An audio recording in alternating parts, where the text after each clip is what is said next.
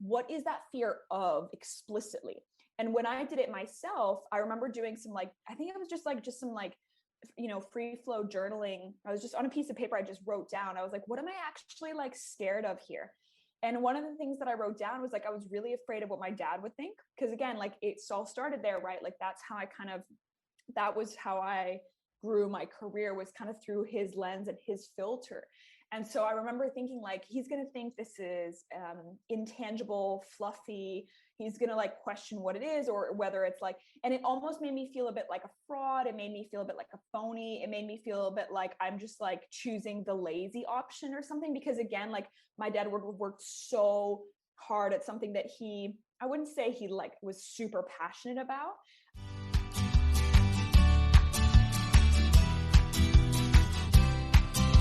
Welcome to the Confessions of a Working Mom podcast, where we bring you real-life working mom stories, tips, tricks, and advice for thriving and surviving in motherhood. Because you shouldn't have to experience working motherhood alone.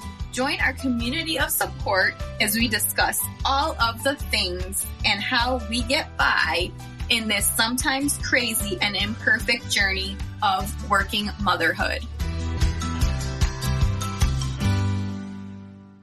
Hey everyone, and welcome back to another episode of the Confessions of a Working Mom podcast.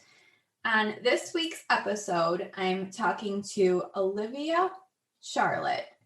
So Olivia is actually the CEO and founder of her own company, Olivia Charlet International, that is dedicated to providing mindset coaching and personal development to ambitious women entrepreneurs around the world. Olivia specializes in helping female business owners uncover their limiting beliefs, their thinking habits, and their underlying patterns that keep them stuck at their current level in business. That is awesome, because I know I need that, and a lot of other people listening need that.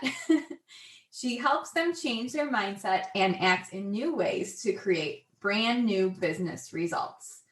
So I really love this episode with Olivia. We dived deep into mindset and self-confidence and imposter syndrome and all of those things, all topics that I just love talking about and love getting to the bottom of, so we can help women and help moms find their identity, find their voice, and shine. Really love talking about all of these things with Olivia. So without further ado, let's talk to Olivia and let's find out how we can learn the simple mindset tools and techniques that will grow our level of confidence and overcome self-doubt so we can finally grow in our careers and businesses. I'm so excited to be sharing this with you. So let's dive in. Hi, Olivia. Welcome to the Confessions of a Working Mom podcast. How are you doing today?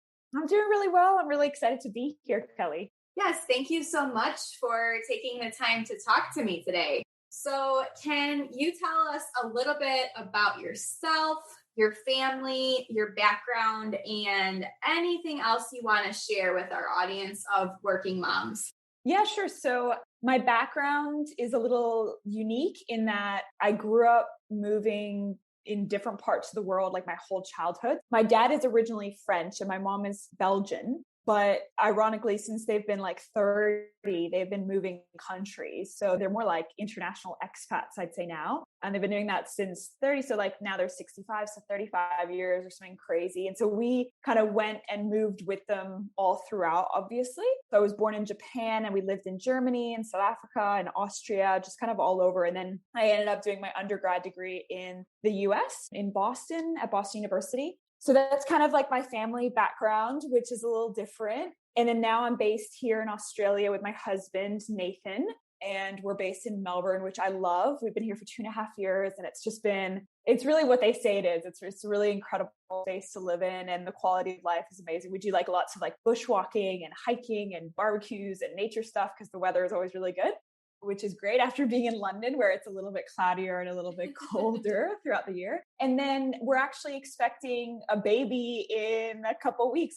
My due date is literally in 2 weeks' time. So it's a pretty big deal. It's like a really big shift for both of us, obviously. We're so ready for it. We're so excited. I'm 32 and it's really like the right time for me personally in my life, because I'm actually like, cool, like now I actually want to think about someone else and want to be able to like support. And we're both just like really in the right mind frame, I think, for it. So it's about to like really change our lives in a really big way. But yeah, we're pumped. And as you can probably imagine, we're like, when is it going to happen? Like every day we're like, maybe today. But yeah, so that's what's going on. And that's sort of my background, like in terms of my family background. I can also go into more of my like career background later if you want. Yeah, thank you. So congratulations. It's super exciting. Yeah, I remember that, just kind of like that excitement feeling, but then like that bundle of nerves at the same time. Like, you're just anticipating that baby coming, and then it changes things. And then, but it's amazing. I mean, there's like no other experience in the world. That's what people say. So I think if I'd been in my 20s, personally, I just wasn't quite ready for that. And I think everyone's different. Everyone kind of goes through life in different stages and stuff. But I think now I'm just like ready. And I know it's going to be a real challenge, but it's almost like I'm kind of looking forward to the challenge, because our life is pretty routine. My husband and I are really big on like habits and systems and routines and things like that. So I feel like we've kind of figured that out, the two of us.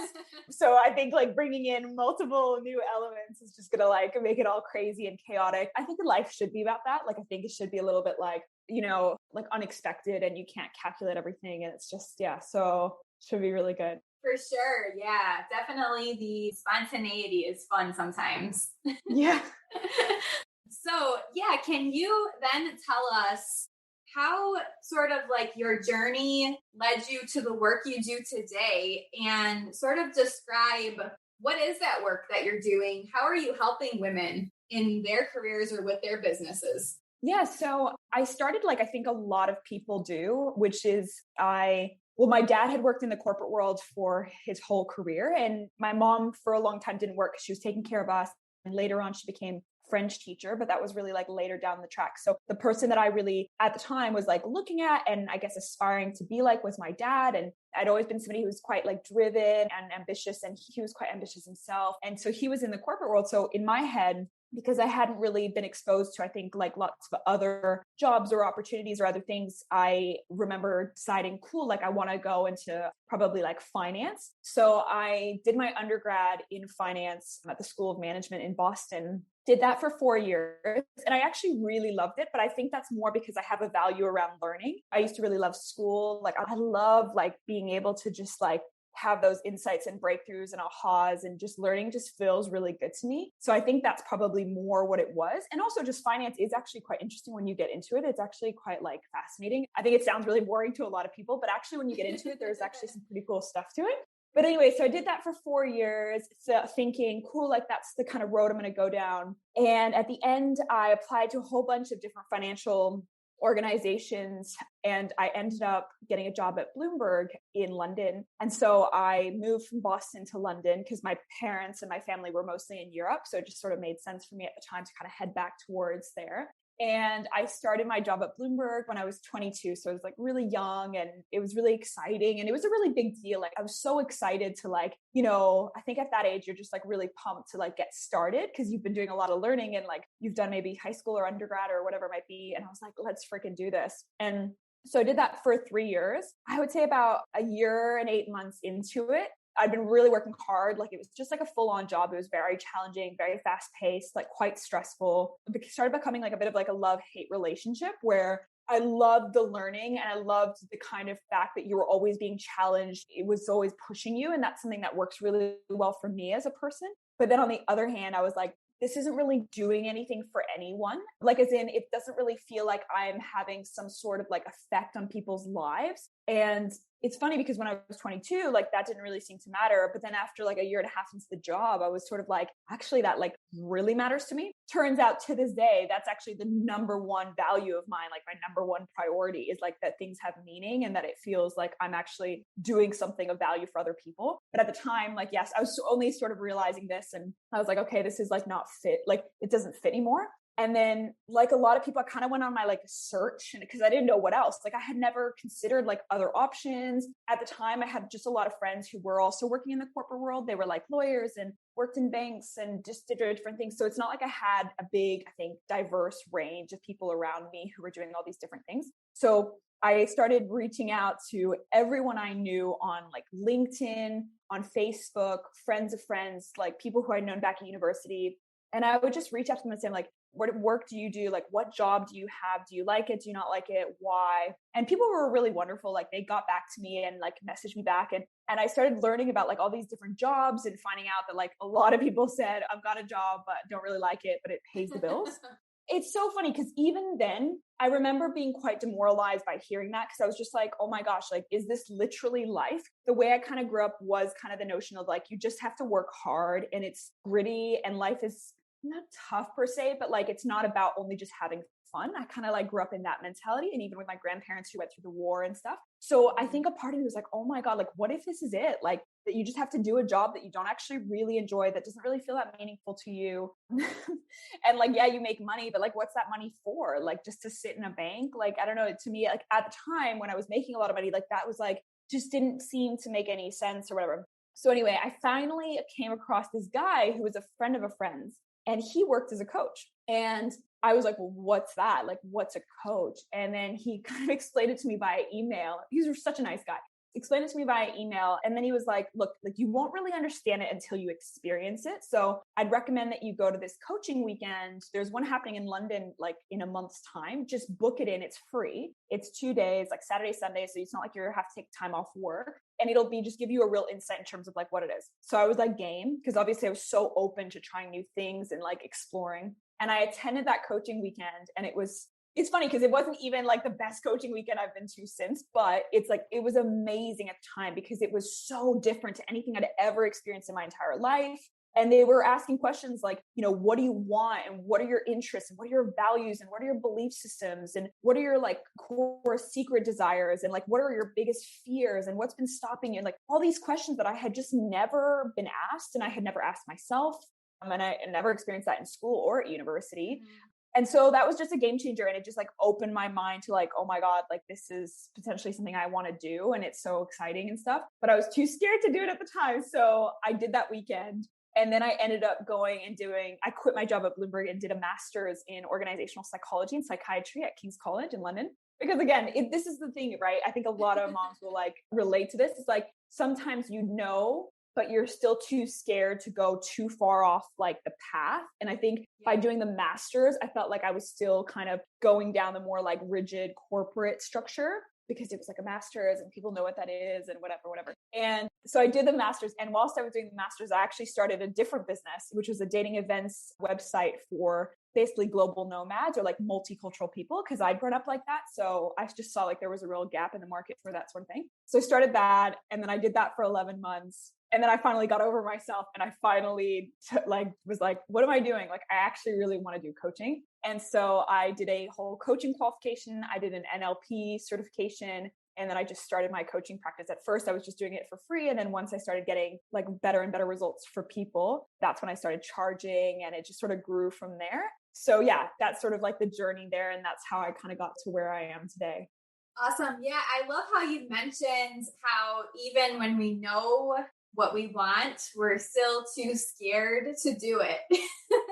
I think that is such a common thing that I see. And of course, I've had that in my past as well. Absolutely. So what would you tell moms to do, or what are some things that they could start thinking about? Like if they do have a passion, or if they do have something that they're super like interested in, but they have that voice telling them, this is not practical. Like, I can't do this. Like, I can't make a career out of this. What would you tell them just to to take this first step forward? Yeah, no, I think that's a really good question.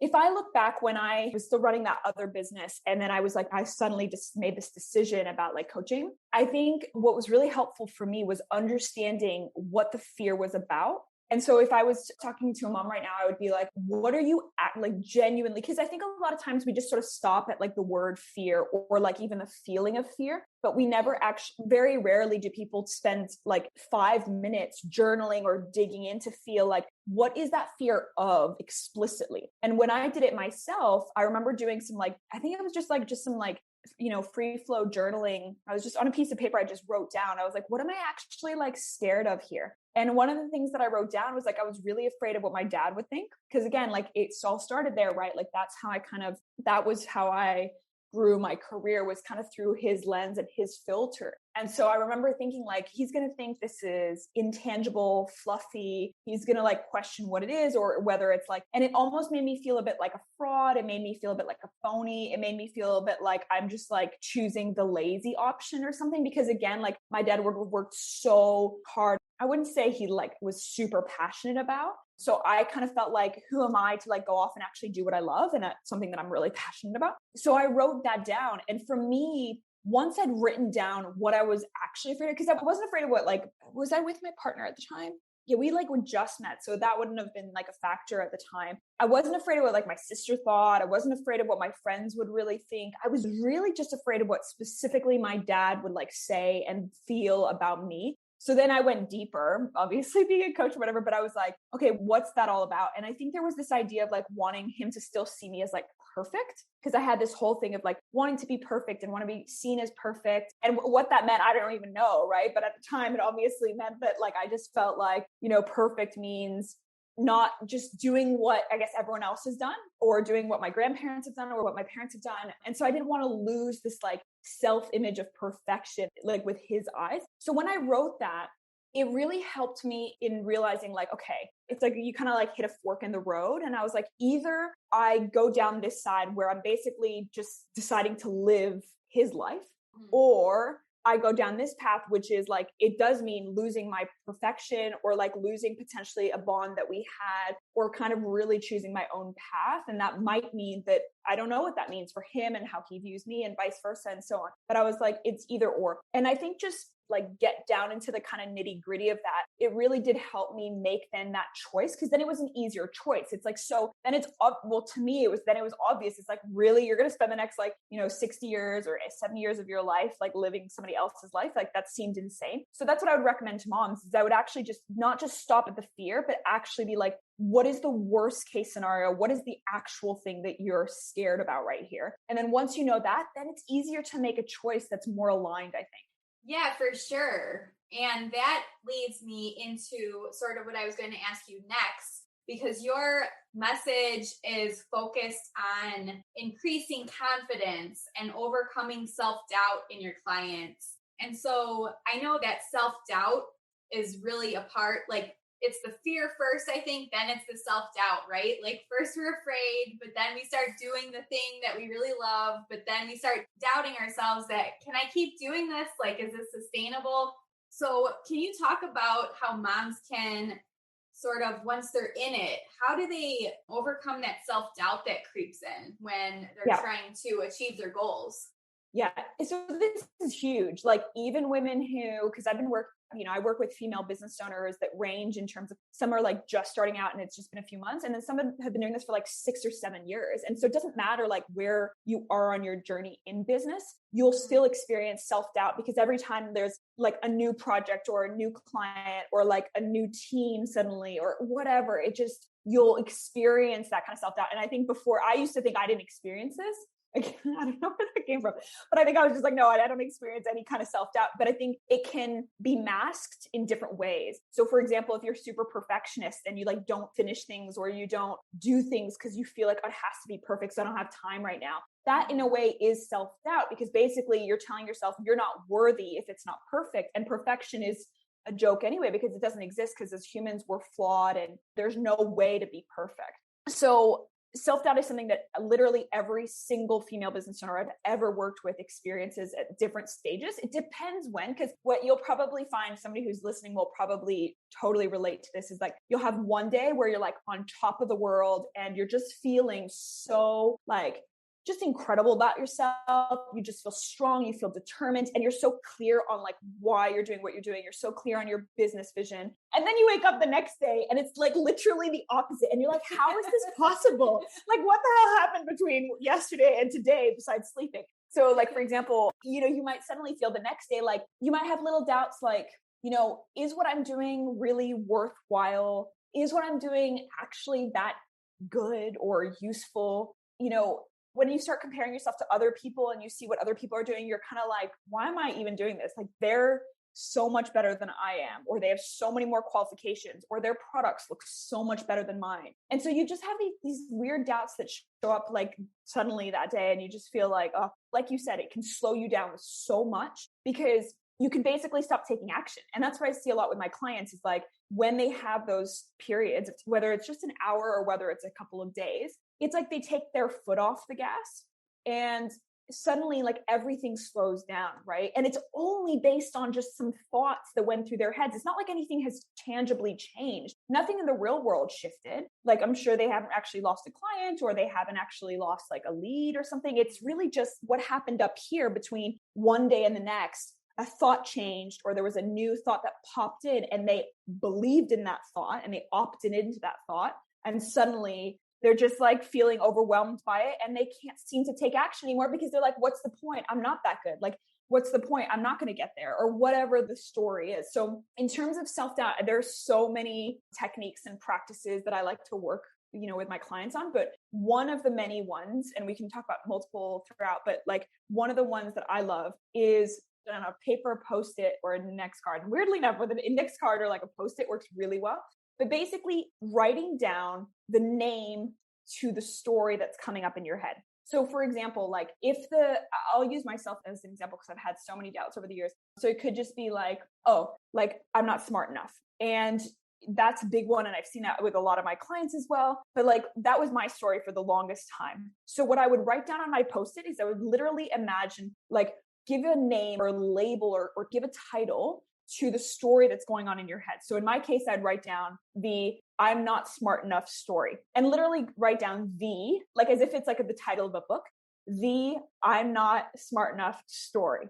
And then ideally what you want to do is once you've written it on that index card or the post-it, and I would really recommend actually writing it down on something like separate that's like different to what you usually write on. Then you can put it on your desk or your office desk or wherever you work, your living room table, if that's where you're working. And every time you notice the thought, like, I'm not smart enough or whatever, be like, oh, there's the I'm not smart enough story. And it sounds like this most simplistic little exercise, but basically what it does is it creates what they call in acceptance commitment training, diffusion. So you're basically defusing from the thoughts in your head. And the reason we struggle so hard with self-doubt and the reason it usually tends to make us procrastinate is because we're fusing it with it. It's like, imagine that if there's no separation between you and your thoughts. So the thought, I'm not smart enough, you're so bonded and linked and fused with it that you can't even see anything else. So by us writing down the title of a story, putting it on an index card and seeing it in front of us, we're creating that little bit of distance or space between ourselves and our mind. And that in itself can usually give you enough space to still continue taking an aligned action in your business, as opposed to getting, fused with it, ruminating, spiraling on that. And because then that goes on forever. Like you can take hours and then, before you know it, it's like, it's 4 p.m. and you haven't done anything all day. So yeah, that's what I would recommend. And there's so many little things like that, but that's a really useful one.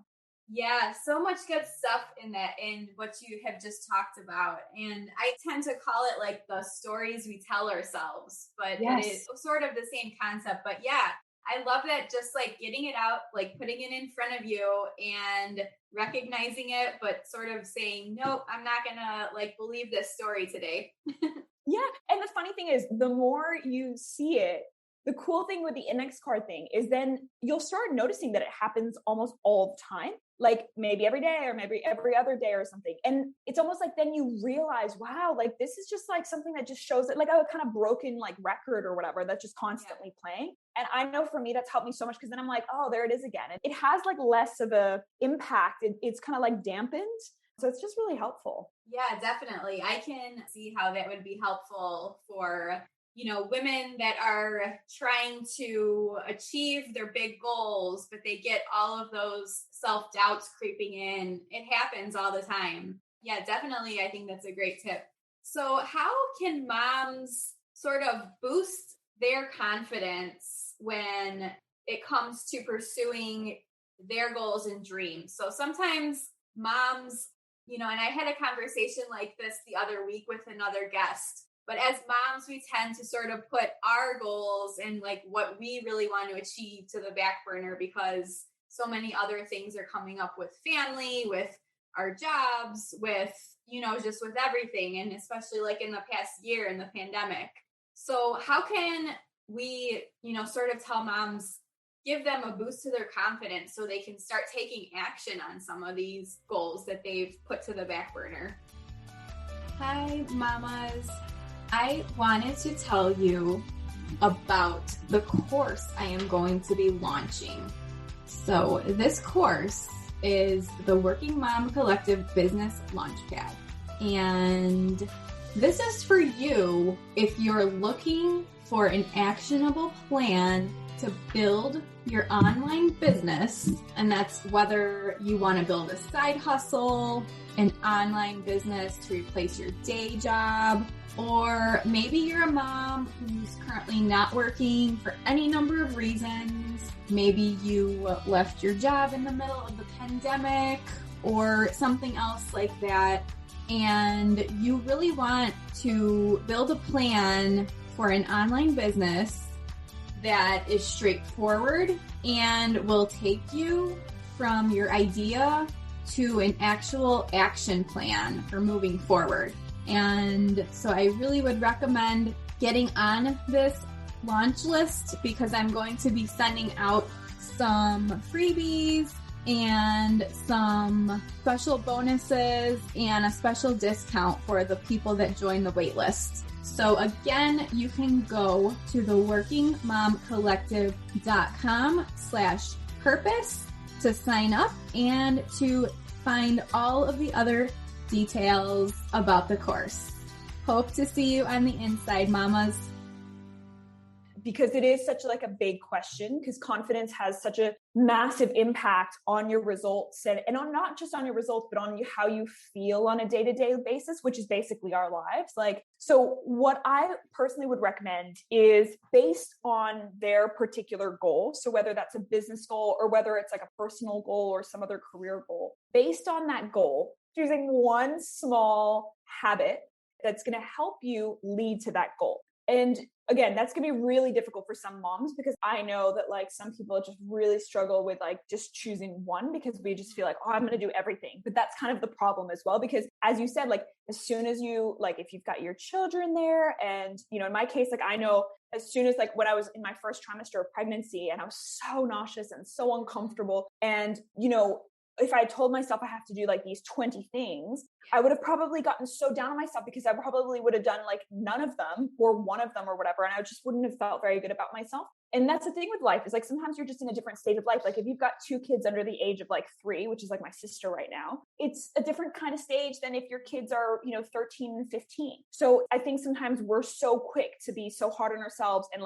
lack that self-compassion. And yet we forget that there are genuinely in a logical, very objective way, there are different stages of life, are going to require different things from you and where your time is going to change slightly. Right. So I think instead of being really hard on ourselves, we kind of need to be a little bit more aware of those things and be cool, this is kind of a different stage, or the next 3 years are going to be kind of like this. But so what I would recommend is, in terms of creating that confidence boost, is choosing one small habit that would help you lead to your particular goal. And BJ Fogg, who's a researcher in Stanford and who wrote the book Tiny Habits, what he found is that when it comes to these small habits or small actions that we take daily, the reason so many of us fail to stick to them, and I can just see certain moms, I've also worked with so many moms, and I know that they a lot of stuff just goes out the window when something goes wrong. Let's say, for example, one of the children are sick, or suddenly somebody has to be at home because of X, Y, and Z, or there's just one of the kids is having a mega tantrum day where it's nothing works all day long. What tends to happen then is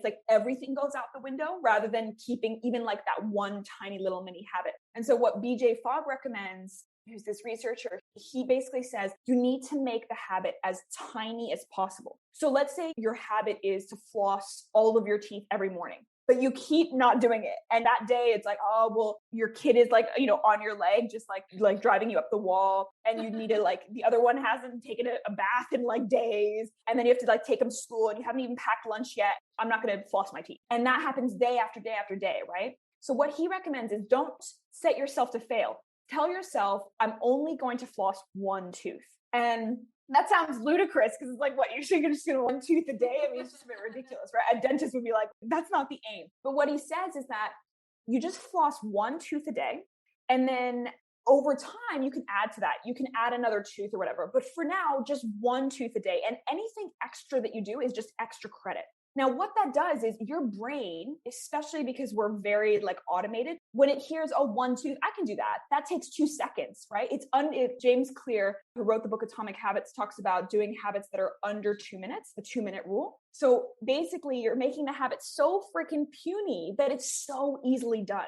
And so if every single day you're just flossing one tooth, then by the time it's been a couple of weeks or a couple of months, that routine will be so ingrained that you won't even have to think about it. And now it'll be easier to add another tooth because it'll just be something that you do automatically, like brushing your teeth. It's the same thing with another business habit. So let's say you never journal, but you want to be journaling on your goal or your vision every day because you know it's important. You've heard about it from all these people and you're like, oh, I should really be doing it, but you keep not doing it. Tell yourself, instead of feeling like you have to journal 3 paragraphs long, and it's just never going to happen, and you keep forgetting, and then your kids get in the way, this baby is not slept for hours and blah, blah, blah. Instead, all you have to do is write one sentence a day. That's it. One journaling sentence a day. And maybe it's just your goal, and make it tiny. And you'd be shocked at if you actually start making your habits tiny and just choosing the starters, what BJ Fogg calls the starter step. That's when everything will just be so much easier. You're more likely to stick to it. And then you can add to it and compound over time. So that's what I would recommend, because that's going to really build their confidence, because they're going to feel good about themselves that they're sticking to this promise that they've made for themselves each day. Definitely. And I talk a lot about being overwhelmed too in motherhood. So I think that definitely takes a big layer of the overwhelm away, because you're not focusing on such a huge to-do list every day, but you're just focusing on one little thing that you can sort of build up over time. You're absolutely right. Because I'm just thinking about my sister. So she's got, she just had her new baby a month and a bit ago. And then she also has a 17-month-old. So it's just this crazy time right now for her. And I know from her experience, and we talk quite often, and I just know that there's just no way that she could do everything right now, and also she would just end up feeling horrible about herself because she's like, I haven't, done anything that I said that I would do. And that just feels worse. So I think we need to just give ourselves permission to reduce, minimize the habit. And then if the things get easier, go for it. But that means on the bad days, the days where everything is going wrong. And I can just imagine one of your listeners just thinking yeah, that's today or whatever. Everything goes wrong. You want to have at least be you know what? I wrote my one sentence this morning. Or you know what? I did my 2 push-ups this morning. Or if that does weirdly feel better than not having done anything. And I think we do tend to resort to that. It's either everything or nothing. And I think the nothing days makes you feel so awful about yourself. And we don't want that, because that tends to decrease what they call the confidence bank account. Imagine there's a bit of an account, and every time you keep a promise to yourself, it increases that confidence account. And every time you don't keep that promise to yourself, it's almost it reduces and it gets smaller. Mm-hmm. So we want to make sure that we're kind of putting into the account, even if that means tiny, tiny, mini habits. Yeah, I love that. Yeah, even if it's just 5 minutes a day or less, 2 minutes, like you said, everything counts. And it does, I have been there where I've gotten to the end of the day and I'm I didn't do my workout that I wanted to do. I didn't do my meditation. I did not, write in my journal. I didn't do all these things. And then just start feeling bad about yourself, like you said. But if you just add those couple minutes in, it does make a world of a difference. Yes, agreed. Thank you for that. I think that's really, really great advice for moms. So let's transition a little bit to talking about moms in business. So or women in business, because I know that you do a lot of work with women who want to start their own business and who have these big goals and dreams. So can you give the listeners just a couple of tips if they're looking to start a business or like a side hustle. Maybe they feel passionately about something and they just want to get started. Can you give them a couple of tips? I think that in itself is like a really big, like you were talking about overwhelm earlier. And I do think when you're just about to start a business or you've just begun a business, I think the number one experience that I've seen with my clients in the past is because if you think about a company like Amazon or Uber or McDonald's or any big company, it's like, that's kind of what you're saying is like, you're basically saying, I want to create something that's going to add value for people and I'm going to get an exchange for money. And if you've never done something like that before, and I know that I had never before I started my first business, you don't even know where to begin. It just feels like I don't even know where to start. So if I kind of look back in time for me personally, the two key things that I did that I would recommend like anyone starting a business is actually attending like startup events. Nowadays with COVID and everything, things are a little different. So a lot of these will probably be virtual, but there are so many virtual like startup events at the moment as well. But basically if you can go in person, like I'm based in Australia and we're lucky enough that actually the numbers have just been basically zero for I don't know how long. And we're really lucky. If you're listening to this podcast, because I know people tend to listen to this sometimes even years later, you might be able to now like go to like a startup event. Mm-hmm. So that's one of the things I'd recommend because whether you're doing it virtually or whether you're doing it in person, being in those events gave me a chance to listen to other women who had started businesses. And I think it's just really key. It's almost like you're going to school to learn about how to start a business. And I think only with those sorts of little ideas and like, I remember going to one ages ago. This is when I first started. So 6 years ago was when I started this business. And then a year before was when I started the other business. So it must have been like 7 years ago. I remember going to this event and this girl talked about starting a peanut butter business. And her peanut butter business is so successful that it's now in all of the main huge supermarkets all across the UK. And she's just crushing it. Her brand is called Pip and Nut. Anyway, I met her in person and she's just this lovely like woman and she was super young.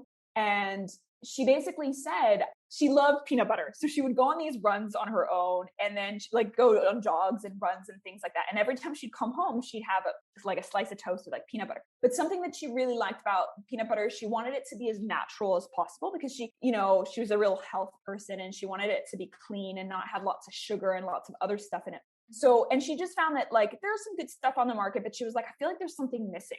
So she started like mixing different, like she would basically grind peanuts and try it with like sea salt and like different things and different flavors and stuff. And she finally like made a few batches and she was like, I'm going to start trying to sell this. So she went to just like a really basic, like local market and she brought a few of these like jars of peanut butter. And I think they were just the most basic jars, like something that you'd find at like, Walmart or whatever. And she would just put peanut butter. She didn't have like a supplier or anything. She made them at home. She put them in jars, closed the jar. Maybe she had a label. I don't know at that stage if she even had that. And then she would just go sell them at these like farmers markets or whatever. And that's literally how she started her business. And people started buying them. And then she like went from there. When I went at that event, and this is why I recommend this to women or moms, anyone who wants to start a business or who's just starting a business, is I was like, oh, that doesn't even sound like that fancy. Like she literally just started in her kitchen. Like that's so doable, And for me, that made it so much more realistic for me because it was like, oh, okay, like if she can do that,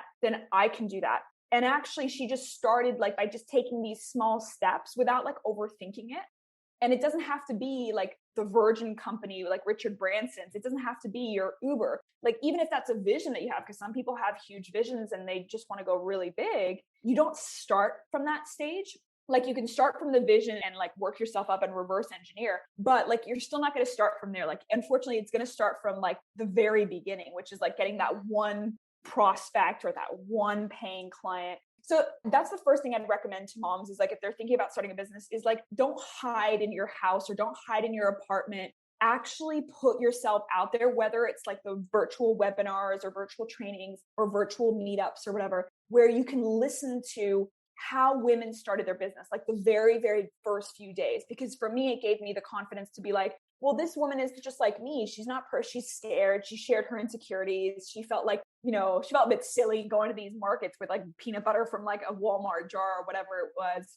It just made it so much more doable and realistic. So that's the first thing I'd recommend. And then the second thing is, I think we forget that we have at our fingertips, like these amazing books that have every piece of knowledge that we need. I mean, I know that I do this. We stay in our heads. And that's just really dangerous because in your head, you could be like, oh, this isn't going to work. And I'm worried and blah, blah, blah. Whereas if you grab a book, let's say that I read, the first few books I read was like The E-Myth is phenomenal. Recommend it to everyone. And then I also read like The Lean Startup. And there were a few other books that I started reading. And when you read those books, again, it's like you're getting a step-by-step recipe. Let's say a mom is thinking about like baking a cake. She wouldn't just like start baking with like no ingredients, no recipe, no directions. She would go online or she would go into her recipe book and she would look, okay, how do I bake a cake? Okay, you need these ingredients. You need to have these sorts of mixing, like a mixing bowl, and you need to have this and you need to have that. And only then would she then read like the instructions, okay, step 1, step 2, step 3.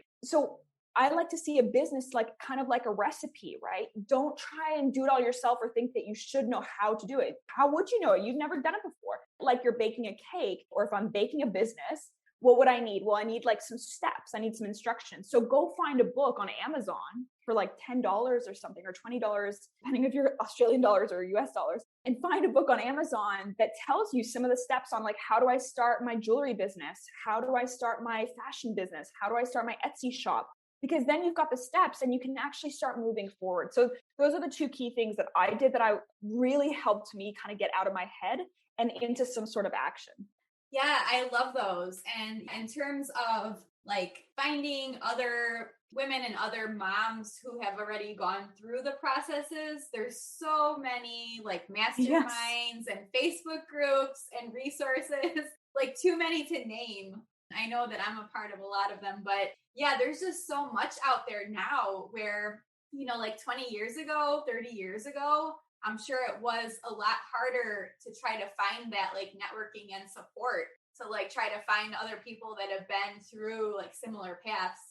Yeah. And you know what, Kelly, like actually you saying, like, it reminds me that one of the big issues that moms can have is the paradox of choice, where there's so much that you kind of get like deer in the headlights stuck, and you're just like, like which one do I pick? Like which book do I buy?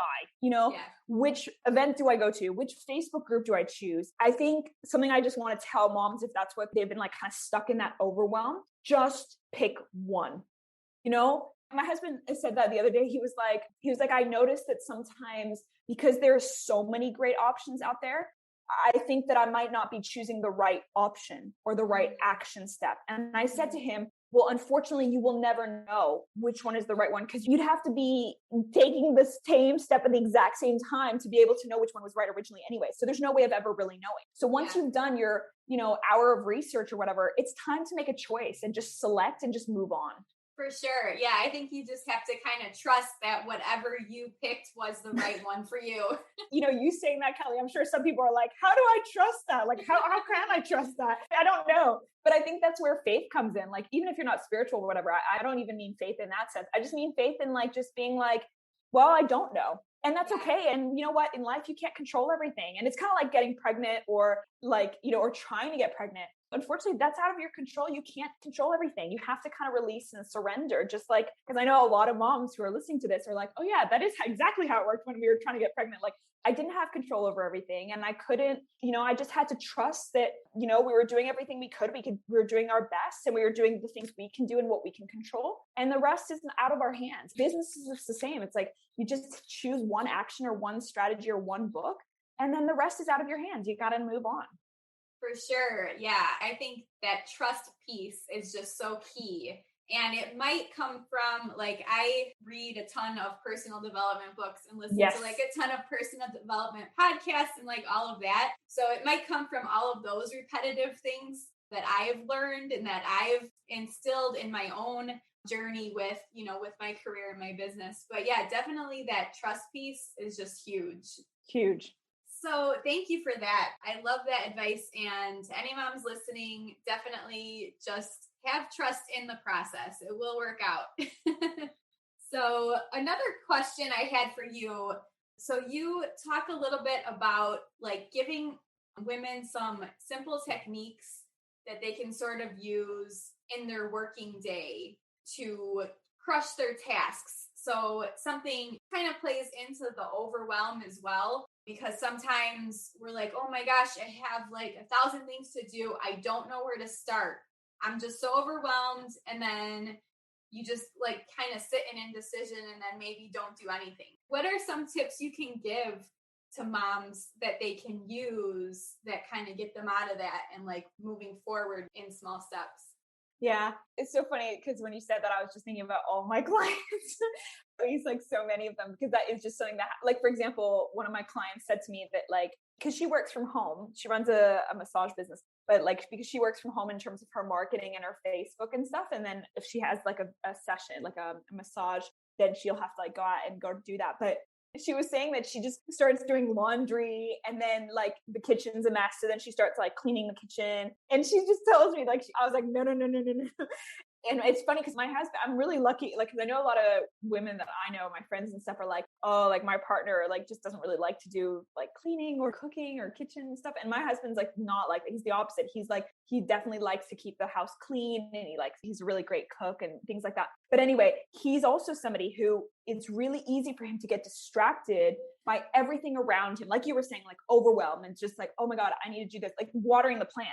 Like for me, in my head, it's like, I only water the plants in the evening once my day is done, like 8 p.m., not like, it's 2 p.m. and I'm in the middle of writing a blog and I'm just going to go water the plants. Like, no. And if it's a conscious break, it's a different story. We can talk about that. But what I would say is like, first of all, if that's who you are, if you're listening and thinking, oh my God, like that's so me, I get super distracted or I get really overwhelmed and I'm not very productive and I just sort of don't get the things done.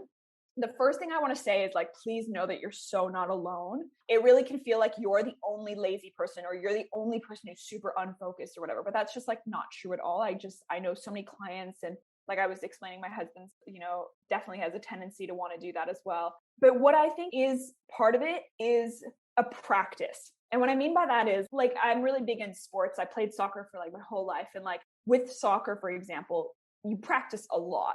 And then you only play the game at the end of the week, but you usually have like 3 or 4 practices a week if you're playing at a certain level. And then you play your match at the end of the weekend. And so you're practicing a lot of the drills. It's just a practice. And like, let's say it's passing, or let's say it's dribbling, or let's say it's shooting, or, crossing the ball. It's just practice. Mm-hmm. It's the same thing with focus. And I think a lot of people think that focus is not a skill, but in my perspective and everything that I've learned over the last 6 years, I would say that focus is really a skill, and it's something that you practice. So like, for example, driving a car. A lot of people will remember what it felt like when they first got in the car to drive. I know for me, I was like panicked. I was terrified I'd kill like 20 people on the road, even with a driving instructor on my right who had brakes and everything. But, if you remember what it was like driving a car, you probably did feel super like scattered, overwhelmed, scared, not focused, you lacked a lot of confidence, right?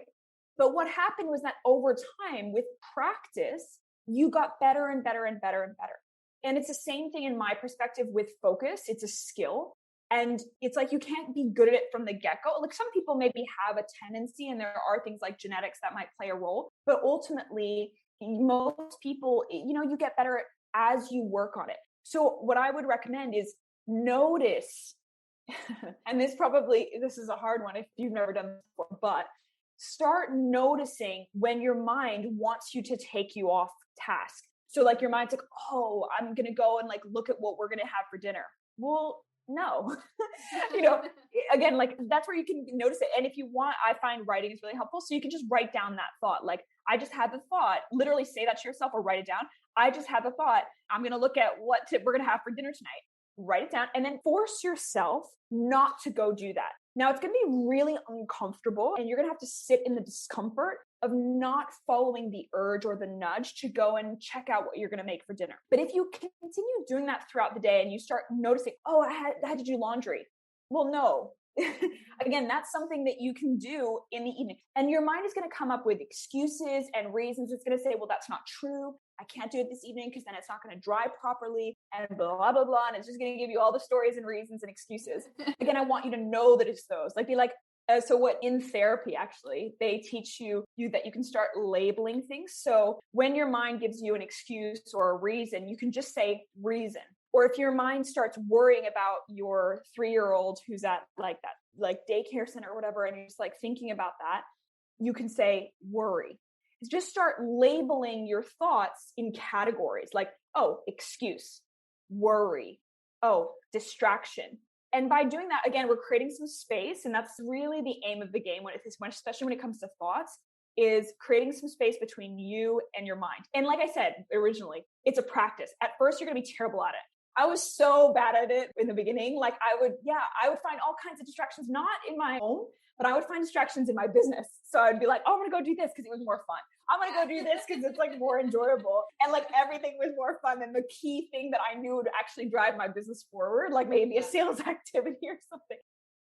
Please realize that it's 100% a practice. It's something you get better and better at. But if you can start noticing and labeling, being like, oh, excuse, distraction, focus, and you sit with the discomfort. You sit with the discomfort of not going to take out your laundry right now. You sit with the discomfort of not calling your mom right now. You don't need to call your mom at 11 a.m. Like call her this evening. And the more you do, you become, and this is something I've really learned over those years, is like you become so much more disciplined because you say, after 5 p.m., I get to do all those things.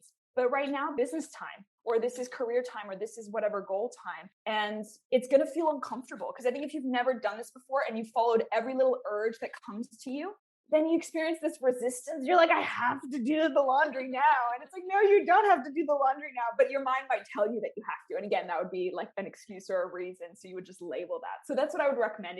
And if you struggle really hard with this, then I'd probably recommend having a meditation practice. I meditate daily, but it was really hard for me to begin, but I've been doing it for 3 years now. And I can tell you that it's like an absolute game changer in terms of being able to notice things. So if a mom's listening is like really struggling with this, I'd probably say start with a 2 or 3 minute meditation first thing in the morning. Like get up 20 minutes earlier than everyone else, meditate for 3 minutes and just make that a practice because you're going to get better than at being able to create distance. Because I know some people really struggle with this, and that's probably because they have like no space between them and their thoughts. Yeah, definitely. And I think in the past year, a lot of us have had those lines blurred even more, like with, with working from home all the time. And it's just so easy to get distracted. So I love these tips. And I think a lot of people would benefit from, and I love the categorization because I'm like a person who loves to make lists and like put things in categories and like, I love Trello because you can just have everything like so super nice and organized and like labels on it.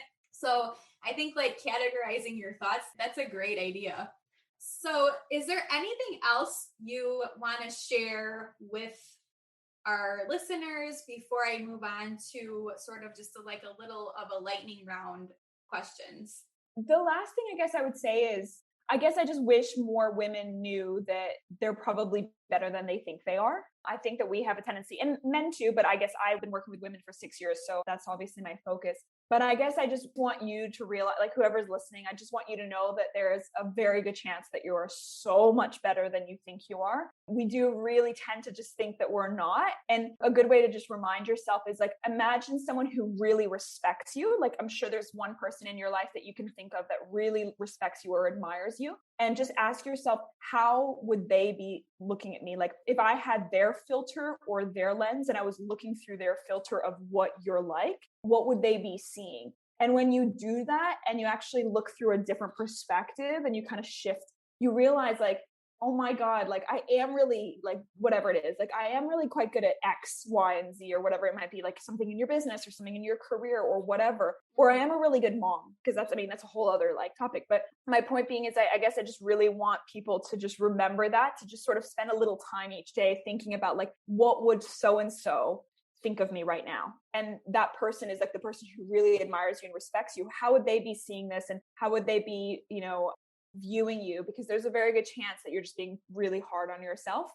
So that's just the last thing I would say is like, try as hard as you can to do that daily, to just remember like to look at it through a slightly different perspective. I love that. Thank you. So I have just a couple of more questions for you just to get to know you a little bit better. And a couple of them I've written for moms that have young kids so that like we need to remind them like doing things for yourselves and things like that. But since you're almost ready to have your first baby, maybe this could be a moment for you to think about like what you could do. I love it. I love it. That definitely. After they arrive. So what is something that would be like something you do every day, a non-negotiable practice, so you can start or end your day on a positive note? 100% exercise. And then so the second one is directed more for moms with younger kids and stuff like that, but it's like a working mom hack to get you through a difficult day. So I guess thinking ahead for you, what could you do if you had a difficult day once your baby's here? No, that's a really good question. And to be honest, when I was in that first trimester and it was like pretty horrendous, it really did we kind of feel like, wow, like this is a different experience. But what I would say is spending even like 3 minutes outside, because I just feel like, especially with kids, like you said, like, and I see it a lot with my sister and I can already imagine it and stuff like that on my part. It's like, sometimes you just don't even have any time to yourself. And it's just been a really manic, crazy day, especially if your kids are really small still. Yeah. And I think like for me personally, nature and like just being outside, there's something about the fresh air and there's something about just like having that a little bit of space. So I think for me, it would just be like a couple of minutes, like even if I can just buy 2 minutes, like I can just ask my partner to just, 2 minutes to just go outside and maybe close my eyes, take a few deep breaths or like look around. I mean, I'm a big believer in meditation and stuff. And so for me, that helps me really ground myself and center. So that's what I would say. Yeah. I love that. Yes, that's definitely a good one. So who would be your favorite, either like a favorite author, podcaster, blogger, other expert that has really influenced you in your life? Oh my God, there's so many, like literally like what you were saying. but a few of the ones that come straight to mind are Tony Robbins, James Clear. I would say that there's probably a gazillion more. Yeah. I know. Yeah. There are so many now. I know. So what are you currently working on within your business that you're most excited about, or, share something like a program or how the listeners can work with you if they're interested? So I run a membership site, which is called the Bold Tribe.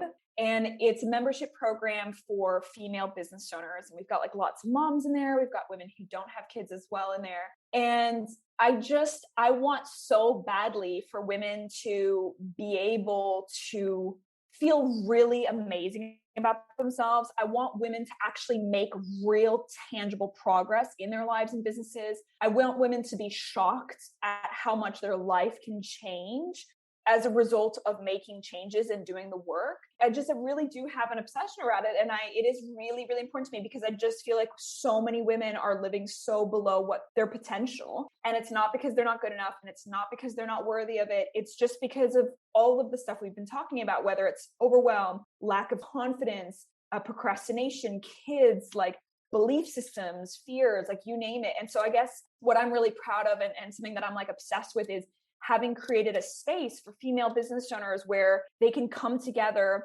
and they can be in a space where it feels safe, where it's non-judgmental, where it's super high vibe, where it feels very inspiring and exhilarating and exciting each day. And whereby they can feel like, actually, I'm not alone on this journey. I can freaking do this. And yes, it's going to take time. It's not going to be an overnight thing. It might take me 3 years, but it's worth it because it's my dream. It's my passion. And what I like to ask is like, if you weren't doing this, what would you be doing? Like most people would say, I don't know, I probably wouldn't be doing anything. Exactly. So there's nothing else to do. So you might as well work on your dream and spend time on your dream because time's going to pass anyway. So you might as well do something like of use with it. And obviously in that Bold Tribe, my membership program, I do live video trainings. And there's obviously deep dive worksheets. And we have a new module each month where you really dig into your vision, your goal. You get really clear on the daily habits you need, the belief systems, the thinking habits, the patterns, like you name it. And it is, it's super fun. It's really motivating. It's very energizing and it does require work, but I think it's worth it. Like the work is worth it because it's fun and it means like actually making some real, progress, which I think we all want. We all want to feel like we're actually moving forward and we're living our lives like in a really value-based way. And yeah, so that's my favorite thing. And I freaking love it. Yeah. Awesome. Well, thank you. And so where can listeners follow you online, your socials? Where do you hang out the most often and all of that? Yeah, so the two best places I would say are over on my website under oliviacharlet.com because there's actually a free resource on there, which I'm always like, I want to get the free resource personally. I'm always like, I want to get the free resource first because you kind of want to like get to know someone or you want to be able to get some more value. So there's a really great resource on there as soon as you jump on the website. And then the second thing is I started a free Facebook group, I think only about 6 weeks ago, actually. I had one 6 years ago and then I closed that down. But anyway, I started a new free Facebook group and that's been really fun. So I'm in there doing like some live video streams. I'm in there asking some questions, getting to know people. So that's also a really great space to kind of come hang out and come spend time with me. And then also the other women who are in the group. Yeah. And that free Facebook group is called Overcoming Self-Doubt for Business Owners. But if you can't find it, you can also just send me a message and I can share the link with you. Okay, perfect. And yeah, I can also put all of the links in the show notes too. So people can go right there. Amazing. And click on all those and find you and get all of your great resources. So thank you so much, Olivia, for coming on the podcast. I love this conversation. I could talk all day about these types of topics. They truly are my passion. So thank you so much. And I just really appreciate you taking time to talk to me. Oh, you're so welcome, Kelly. It's been so much fun and I just love being able to do this. So my pleasure. I would be so grateful if you went and left a rating and review of the podcast. So Apple loves it when you rate and review the podcast that you love listening to. And it would just mean the world to me if you went over and left a rating and review for the podcast. So that way our show can be introduced to more working moms that really can gain positivity from these episodes that can teach them something. So if you go and leave a rating and review, I would be so grateful, and just thank you again for continuing to listen every week. You are the reason why I continue to talk into this microphone for this podcast. Without you, I wouldn't have the podcast. So thank you so much.